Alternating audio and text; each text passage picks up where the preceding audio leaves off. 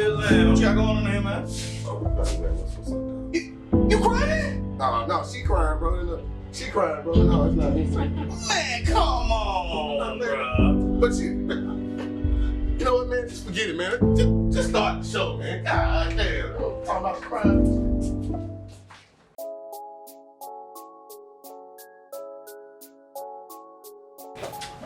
What's up, good hench people? It's your boy, mistaVillain, back again with my man. She knows some part. This is mistaVillain, understands he got shit in his mouth, man. He can't do this introduction well, you know what I'm saying? I'm gonna do it, this guy, man. Anyway, welcome back, y'all. Today, we gonna be talking about, Yashahime. We're gonna talk about Yashahime again, back on that shit, you know what I'm saying? Episodes, can't remember, let's see what we got here in the archives, y'all. We're gonna be talking about episodes, 14. Episodes 12, 13, and 14. We're gonna be getting in there and, let's do it. Let's get ready.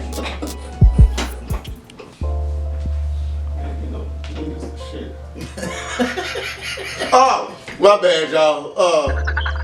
We back again, you know, and we in here, man, talking about the Yashahime episodes 12, 13, and 14. This shit is about to be epic, man.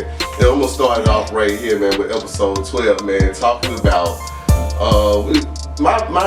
the thing I like the best about these episodes were the callbacks. You know what I'm saying? They really let you know what's coming up, you know what I'm saying? Because there was a lot of questions in the anime world. What's happened to Yasha? Excuse me, what's happened to Inuyasha? What's happened to Kagome? You know what I'm saying? Where's Shishomaru? You know what I'm saying? Like, all this shit has been in question, right? Sango, Moroku, and the like. Where's everybody at? Where's everybody at? Well, the first callback we get, and what I had loved about it was, we went back to finding out that the weakness of half demons, the main weakness of half demons, is that you lose your power during a new moon. I love that shit because there used to be so many epic episodes where Yasha would lose his power, go to black hair, and then everybody have to protect him while he don't fight the whole episode. And then they always gave everybody else, you know, reason to shine. That's the problem. And it would give everybody some reason to shine. So I thought that was always, I always loved that about the old Inuyasha. I mean, I always liked that about Inuyasha. I'm not going to call it the old Inuyasha. Don't nobody bite my head off. Chill out. Alright, but anyway, you know, I like that. Then in this episode, we saw this old sage turned evil demon by the name of Nico-san, or Nico-san, or whatever, however you want to say it. I don't give a shit. This guy was tasked by Kantan, one of the 4 pillars. Remember we talked about that in our last Yashahime video. If you did watch, if you ain't watched, link gonna be up here. I think it's gonna be at the top right here, where it's got the little eye info thing. So it's gonna be right there. You catch up with that. Anyway, we was talking about the 4 pillars, and Kantan hired this dude Nico-san to kill the girls. And just ironically, or just so happened, however you want to say, fate, whatever, she lost her powers this day, and the other 2 girls had to protect her. Finds out that because Moroha is a quarter demon, she doesn't lose her power. I don't know why a quarter demon gets to keep their power. I mean, you should get really weak if you're a quarter demon, but you know. Well, I think it's because the level of demonic energy is so low that it doesn't just doesn't register. That was good. This fucking guy. That's good. That was a good theory. Yeah, I like that. You know what I'm saying? Okay. So that shit's on my shit. Okay, cool. Well, moving on to what's her name? Setsu, her memory is not there. That's why it don't work on her. And I feel like I don't give a fuck because we found out in the next episode that Moroku is sealing her demon energy. So how in all of this shit, just because her memory don't work, can she not lose her power on the new moon? I just thought that was trash. I think we need to rewrite that. I think that needs to get reconciled very quickly. You don't understand that? I just think it's bullshit, man. Come on, think about that, bro. You know what I'm saying? I mean, so her memory's gone, so she can't lose her power. That's come on. Come on. It seems like a lot is tied to this dream butterfly's power. Yeah, that dream butterfly. Maybe they'll explain it better later on down the line how everything exactly works with that, but it does seem like a lot of it. This dream butterfly must be the one about all or some shit. You know what I'm saying? Must be Yahweh or some shit. What the fuck, bro? Yeah. This nigga here, man, I don't know. We ain't even seen the dream butterfly, but it's all powerful and shit, you know. It's actually, I feel like now they use the dream butterfly to settle plot holes. You know what I'm saying? Why this happened? It was the dream butterfly. You know what I'm saying? That type of shit. But anyway, moving on to 13, you know, they resolve that shit. She finds out, you know, she got her power back when the sun comes up. You know, it was great. It was terrific. But moving on to 13, episode 13 is about delicious food amongst. In this episode, we meet another pillar, Tokotu or whatever his fucking name is, Tokotu I think, and he's a little pig demon looking thing, but he likes to eat things and suck them all up. Like, excuse me, he likes to eat things and suck them all.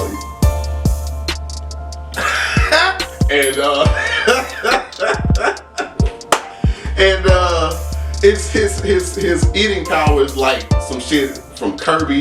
He's like Kirby, you know what I'm saying, and shit. He'll suck up anything, you know. Once you go inside, it's a new dimension or some shit. I assume we haven't seen that happen, but he be sucking in whole buildings, so I'm just gonna assume that's what's happening. Moroku, he's eating monks for some reason. He has one of those little pearl things, and he's using it to find monks and shit. So he likes to eat monks. The purer the better with him. And Moroku has compared his power to the wind tunnel that he used to have. By the way, in this episode, we found out that he had been sulking about losing the wind tunnel, and he found out that he was weak without the wind tunnel, and he came up on demons that would whoop his ass, so he had to go on this, what he's calling a 1,000-day training. Now, 1,000-day Moroku, he's on day like 800 or some shit they said, or some shit like that. But Moroku looking kind of beast mode. You know what I'm saying? Like, Moroku wasn't jumping around and doing flips on rocks before, but he doing that shit now. He doing that shit now. He don't carry his staff all the time, and he be doing karate moves, but he ain't did it on nobody. He was just doing them in training. You know? I'm amazed at how young he still looks. And he does still look young. What is this man's skincare regimen? God damn. He does. Everybody looks so young. He got like 2 kids, right? You know what I'm saying? Two kids, and his son ain't too happy with how Pop's living, man. He said Pop's being a bitch. He said Pop's back down. He is disrespectful. He said, you know, because Pop chose to do this little 1,000-day training, he really said that this training is just an excuse. He said Pop's back out and really ain't want to fight no more demons, and he ain't really respecting what Pop's got, you know what I'm saying, laying down. But I guess in the long run, we'll see where that really goes through the development of the relationship between the two. I was happy to see Moroku, somebody that a character that we really grew to love in the original series, and to finally see him show up. And we actually got to see Sango too, as well. So we did get to see Sango. We got to see Sango for a hot little second. She looked like she was kind of a bitter woman. You know, I think she ain't got none in about 800 days. You know what I'm saying? So she might be a little cranky. But you know, it's Sango. You know, we love Sango. She didn't do nothing but be a mom this episode. You know, we saw the daughter has grown up, and she's pretty big on helping the family out, and shit. You know, she doesn't have a story, but I just thought I'd mention a little girl. You know, maybe she's important, maybe she's not. We give a shit. It's Yashahime, you dig? And that episode gets resolved. That's when we find out that Setsuna has met Moroku before, and Moroku has had the seal. This is the new callback. This is this other callback I was talking about. Moroku has had to seal her full demon energy. Y'all remember back in the day when Inuyasha used to lose himself and go full demon and just be slashing away at niggas. Well, Setsuna has that same problem. We haven't seen that out of Toa yet, but Setsuna's having that same problem. And it's looking pretty epic. So he had to release it during this fight with Takotsu, because of course he's one of the 4 pillars, so they was getting their asses kind of spanked. Well, not spanked, but you know, it was a fight going on. He was a difficult opponent. He was definitely a difficult opponent, and they had to let her power loose just so they could stick with old buddy. So they ran him off after he tasted something. Oh, half demon. He tried to eat Setsuna, and he didn't like her half demon blood. It tasted bad or some shit, so he ran off like a little bitch. And he's supposed to be a 4 pillar, but he's just kind of like a dog between his legs with, cowering away. But that's how that went, and that was that episode right there. Be careful. Move right along. We're gonna keep it short and sweet. We're gonna try to, cause got some shit to say about Boruto right after this. Stay tuned. Moving on to episode 14. Title The One Behind the Forest Fires. Now this callback wasn't a Inuyasha callback. It was more of a Yashahime callback, finding out the history and the answers to the questions we had been asking. Come find out at the beginning of this episode, these maidens and shit are, I think that's wrong. Hold on.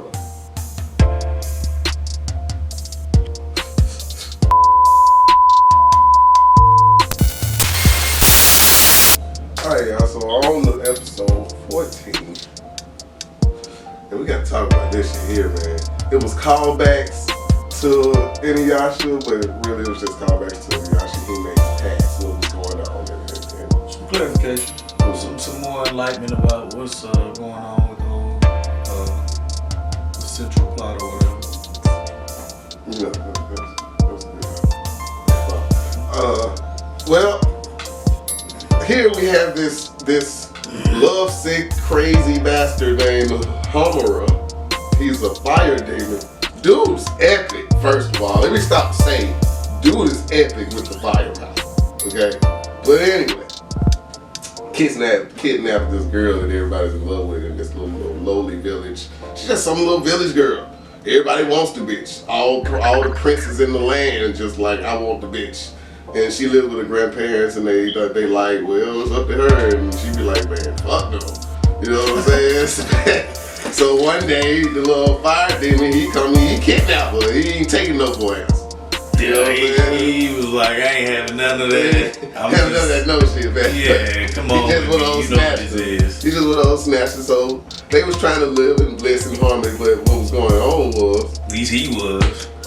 Yes, at least he was. But every time somebody came and visit and they looked at her, now not like flirted with her or anything, looked at her or talked to her, he killed her. Man, in a blaze of glory. It reminded me of that scene from Get Up. If anybody seen the movie, the biography movie about James Brown, when they was out giving out Christmas presents and his wife was on the front and this man was looking at her. If y'all seen Get Up, y'all know what I'm talking about, because he went crazy after that. Because this dude was chopping down anybody who even breathed in her direction. Like, he was having none of that. The whole thing, I think it's a little symbolism about real toxic, jealous relationships, man. Because this shit was crazy. Like, dude was going hard, killing niggas on the spot. Like, on sight. Setting them on fire like that. Like, I don't care. Yo, he raised that hand and just strike you down. And, well, bro. She escapes and put a bounty on him. And our 3 princesses, they get the bounty and they go on after him. Come find out, this dude is the reason the sisters got split up in the first damn place. He the one set the forest fire that began the whole story of them being split up and going to different eras. But that seemed to be a little bit of meat to that story because tell me about the meat, man. What you saw in the clip? Like I said, he was commissioned by, we don't know who the woman that was talking to him is just yet, but we did get to see Lord Shashomaru showed up, y'all. Shashomaru-sama. Hey, he finally make him a little appearance, or another appearance actually, because he's been just in the fringe, in the shadows of the story. Here and there. We getting a little bit. He he in there, but he come to find out he was actually, you know what I'm saying, a little bit not central to the plot, but he was a part of the plot that started everything. But you know, for him to be important, I guess, to what was going on in the story, he went out like a bitch ass nigga, brother. He went out in the most simpish way I've ever seen. Yeah, this Homer guy, like, bro, we thought like dude power scale was like, he must have been on par with like the fucking 4 pillars. I would assume. But you know the way he summoned that fireball. I was like, yo, y'all know what Frieza death ball when he like make it regular size, and then just to show off, it just get real stupid big. You'd be like, oh shit, Frieza finna destroy a planet. This how this nigga fireball was growing. You know what I'm saying? It was just growing on some giant Rasengan and shit. I'm telling you, the shit was dope. And he went out because he killed himself, being jealous. He jealoused himself to death. You know, I just don't know. It was the simplest shit I've ever seen.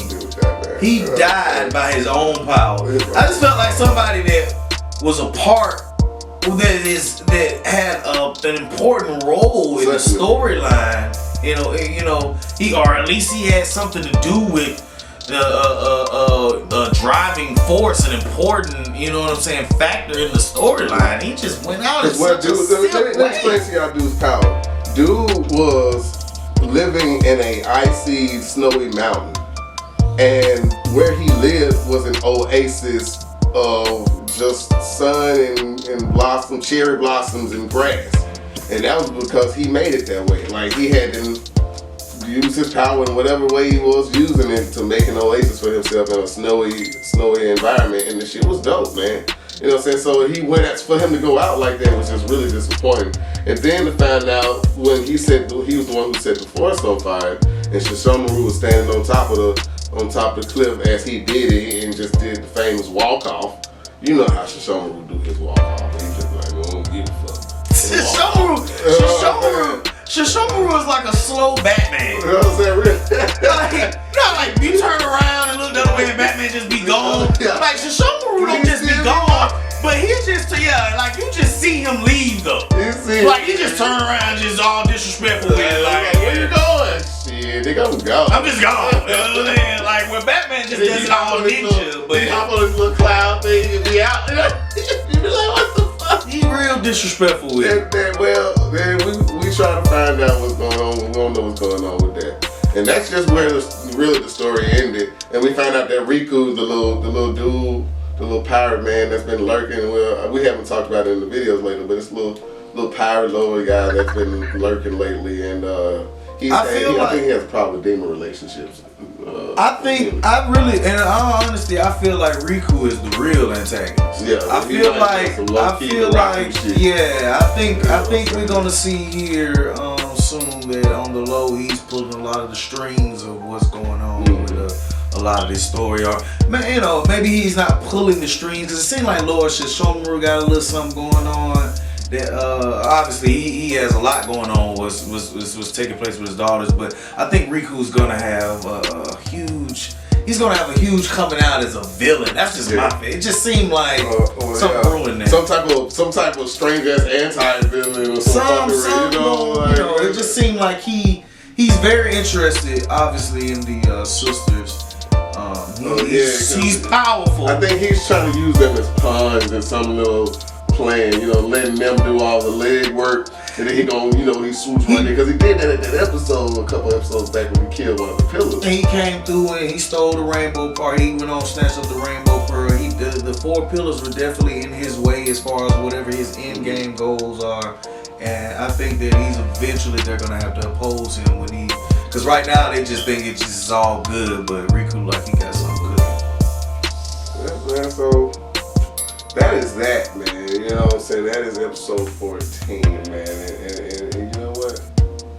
It was lovely. I liked all 3 of those, you know what I'm saying? As Yashahime comes out, man, we're trying to do them, in